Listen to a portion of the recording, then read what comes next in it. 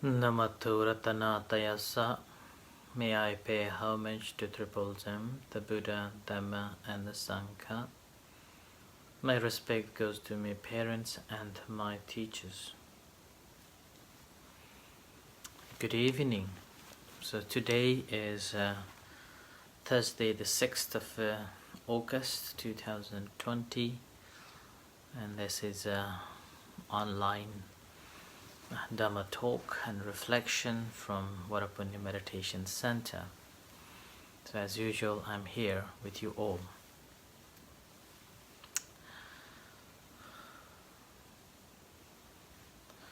So today is again still the moment of partly lockdown of the city center, and the center has also announced the closure of the center. But this is a beautiful week, and particularly this beautiful weekend coming. So I hope that people will be more mindful as they go out and shielding themselves wherever they go and conscious of the social distance. I know that some people may feel discomfort and annoyed or maybe phobia of this, but it is not just the individual's safety or individual's comfortable, but one has a responsibility of taking care of, let's say, family and community as a whole. So do not be selfish and do not complain what's going on. As I said yesterday, that first time when the coronavirus spread, it was a shock, but now it's time to be mindful and get ready mentally and preparing for any moment or anything could happen. And for sure, it won't end soon. It will continue for a couple of months, or if not a year. So just do try not to be upset by it. Sometimes they may have some health reasons, and if you haven't got the health reasons, then be responsible for your own safety as well as others. Although it is a very sad news that spread from the pub, and as a Buddhist monk, I have been always telling not to drink. And I do not want to stress again saying that this is because you went to the pub to drink, violating this precept number 5. Sura meraya majjapamada thana. So do not be offended by saying this. I would not like to say that if you become a true Buddhist following the 5 precepts properly, then this virus would not have spread again. And there won't be a spike like this. But I'm not saying that you all become a Buddhist too. We don't have a space for you all at the center. We're a small center here. And if everyone become a monk, we don't have a room for you, unless you can set up a tent. Only for the summer again. You cannot stay in the winter. Okay? So, nevertheless, it's been already done. It's already happened. It's not like, putting a fence after the horse run away, right? So, nevertheless, it's always good to keep protected. So prevention is always better than cure, and as they say. So be mindful of that, and whatever happens, just accept it, and if possible, not to have it. Actually, Whatever you see, whatever you hear is not the problem. The problem is how we perceive and how we think. So our ears hasn't got a problem. Our eyes hasn't got a problem. And then an object, or those who do not wear a mask, they are not a problem. They are not a problem. And news that is going on or even a social media is not the problem. What is the problem is about our thoughts, our perception, how we perceive and how we elaborate and how we conceive it. Yeah? So that's why it's all in our minds. That's the teachings of the Buddha. Because if we become annoyed by someone who is not wearing a mask, simply we have a perception that this is the time when everyone is wearing the masks when they go out because of the coronavirus. Why you're not wearing a mask? Right? So you simply generating resistance, anger, and you simply generating this negativities towards that person. Who knows, sometimes that person has got different reasons not to wear it. Yeah? So that person is not the problem, but our perception to it is the problem. That's why the thought is the problem that we have. And that thought is driven by our preconceived imaginations or thoughts or understandings. And that's what we need to deal with it. And oftentimes this is driven by our greed, our own safety, our own livelihood, our own gain, fame. If there is no such thing called greed or a name, fame, self-benefit, then there would not have such conflicts or struggles at all. And these all, again, based on our thoughts, our understanding, our perception. So, because the very moment when we are indulged, we do not see anything apart from that single-minded that you want to do. You want to go on and doing it. There is a story at the time of the Buddha. The venerable monk, his name was Meghiya. He was the personal attendant of the Buddha before Venerable Ananda became the personal attendants. So Venerable Meghiya was following along with the Buddha in different places, in different cities, and giving attendance, so holding the bowls and then outer robes, preparing for seatings, drinking of water, looking after the Buddha in that way. And one time what happened was that on the way they passed through a beautiful woodlands, looking like very calm, quiet, and very conducive for the meditation. And this Meghiya, who was holding Buddha's bowl and Buddha's outer robe, and having seen that beautiful woodlands, he desired to go and meditate. So he requested the Buddha that, Venerable Sir and Lord, this woodland looks very nice and very conducive for the meditation. I would like to go to practice meditation over there. Please allow me. And the Buddha said, I haven't got any attendance yet. Stay with me for a while. But his desire to go, this single-minded, that he wanted to go and meditate. And the second time we went up and spoke with the Buddha, and the Buddha again told him, it's not the time, it's not a suitable time yet.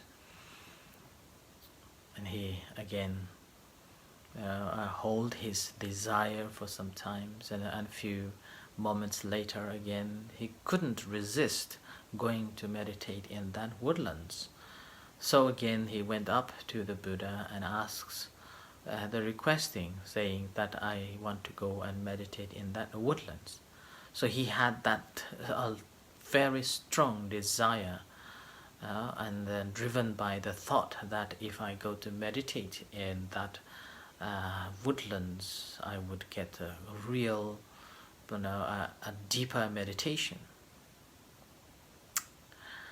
And again, Buddha was, reluctant to let him go and practice, but he didn't listen at that time. So he simply put the ropes and the bowls on the one side, which was belongs to the Buddha, and simply went away.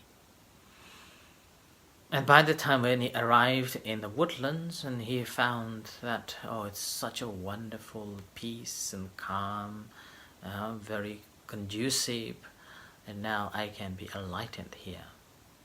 And as soon as he find the comfortable position, suitable place, and meditated, his mind was simply bombarded with the thoughts after thoughts, the thoughts of a pleasure, thought of entertainment, indulgence of these sensual pleasures, and the greed, and also the thought of resentment, and thought of harming others, and these simply, the thought of jealousy, ill will is bombarded. He wasn't able to meditate at all. The very moment when we sit down and practice meditation, the thoughts after thoughts just bombarded, unable to practice meditation at all. And after a moment of hard trying to meditate, he found himself unsuccessful. So he went back to request forgiveness from the Buddha. And the Buddha said that because you have those mental tendencies, the thoughts or preconcept perceptions of beauty and a suitable place to meditate, and having seen this quiet woodland, your attachment of simply there, that if you go to meditate there, you will get enlightened. So that's how his mind was single-minded, and as a result, he was not able to meditate. So that was the reason why the Buddha didn't allow him to go and meditate, having seen his mind state. But he was that much single-minded, he even neglected Buddha's advice and went on for the practice. End of the day, he failed. So like that, when our eye sees something, we already create our preconceived ideas, or the thoughts we generate, and with that, it's not easy to renounce those thoughts, and basically we indulge and become extremely attached to it, and as a result, we are bound by it, and we are not free from it. Now, practice of a meditation is to see that. When eye comes to contact the things, we're simply aware of that, rather than letting this preconcept or perceptions comes into play. That's why there is a saying, we call it a non-reactive response. So not reacting, but responding that I am seeing this. And the thought process here is one defines into the shapes and the colors and the objects.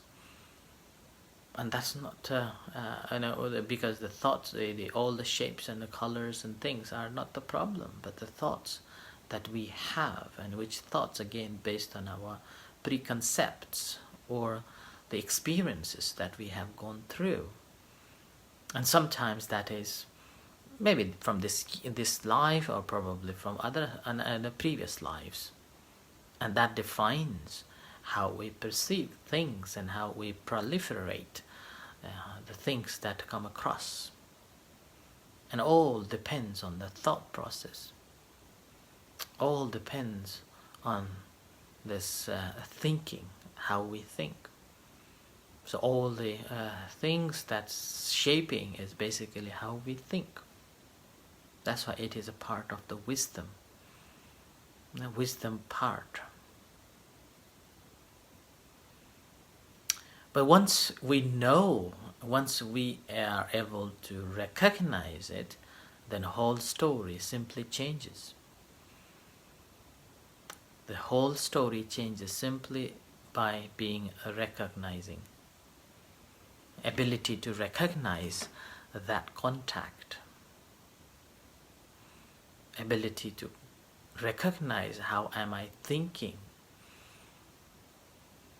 The very moment when we see things or when we hear something at that moment, rather than bringing our memories and perceptions to it or shaping it into this or that, basically what we are doing is simply knowing it. And this knowing changes the whole story. Because that time we are not making it to the shapes or colors or the words or the history, but we are observing them as they truly are. And that's how we will be able to let go. So that's why letting go is not that you don't like and you want to let it go, but you have seen the reality as they are. And once you have seen the reality as they are, then you don't have to think of letting go.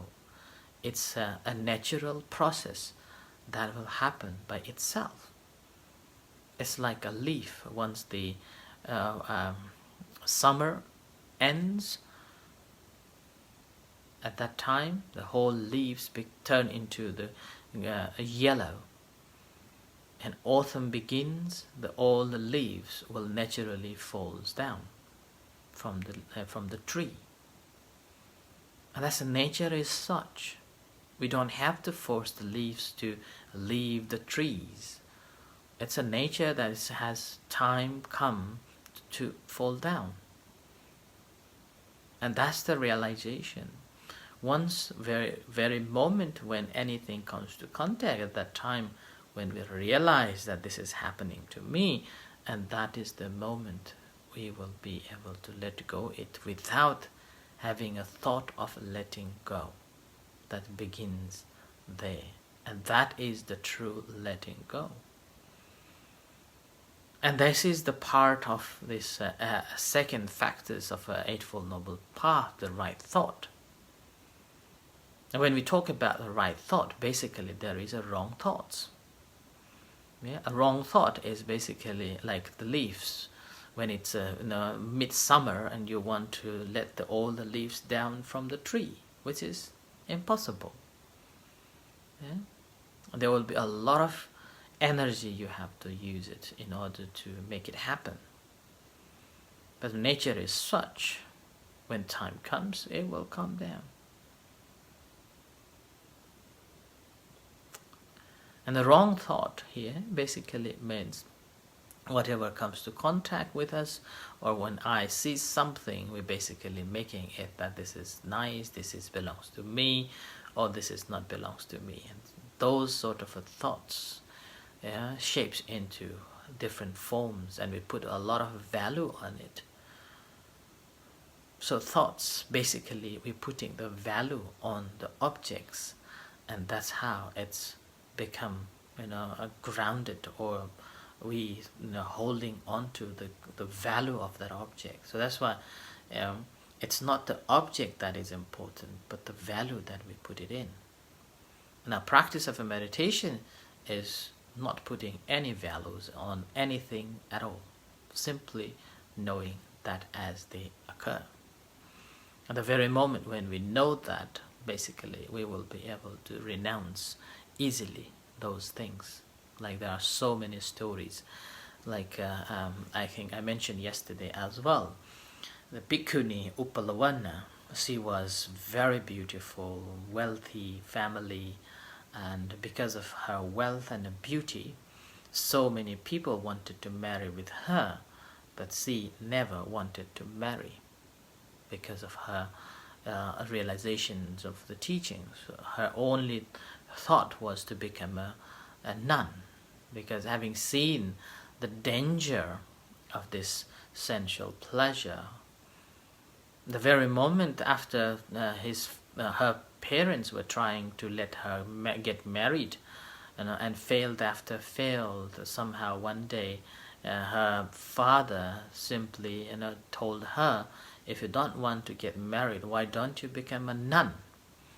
And that was the spark for her, and she simply went on and become a nun. And she was so good that become the foremost in the Vinaya, in the Bhikkhuni sites. But sadly, her relatives came and raped her. So that's how she entered the enlightenment later, parinibbana, like that. Similarly, the Sariputta's brother, his name was Revata, and he was again, was wealthy, and he wanted to. No, his parents do not want him to follow his brother Sariputta's path, so they wanted him to get married. And then on the day when they were having arrangements, one of the members blessed him, saying that, may you have a long life like the bride's mother or the grandmother. And then he just thought, oh, why? So he wanted to see the bride's grandmother. And he went up to see the grandmother and saw the wrinkles and old, cannot speak much and cannot move too much. And then he asked his relatives that, is that if I become such a old age, living a long life, even me and my wife will be like that? And then his parents said, yes, if you live long, you will be like that. You will have wrinkles in your face. You cannot move too much because of all the body is so old. And you cannot think properly. You cannot eat properly. And then the Dhamma arose in his mind, and immediately he thought, probably that is the reason why my brothers left the household and became a monk. And he thought of becoming a monk now, but he has already arranged to be the monk. But he's not married yet. So he planned with his friends and saying that, now I am going to run away and become a monk. So on the way back home, he simply told the charioteer that, oh, I need a pee. So he went into the jungle and disappeared. Went to the monastery and went to a monastery and see the Venerable Sariputta. And somehow Venerable Sariputta know from his vision that his brother is coming. So as soon as his brother arrived at the temple, he told his friends, fellow monks, that let him get ordained.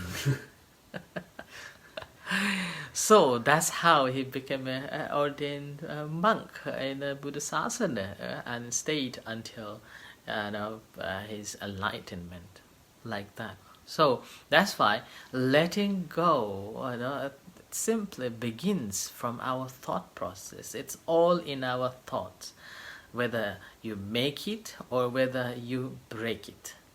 And it's all in your mind, how you think, how you perceive. And these perception and thinking, all again based on your previous experiences or previous perceptions or memories. And the practice of a meditation is simply we disconnect from those memories, but simply knowing the moment here and now. That's why the Buddha said that past is a history.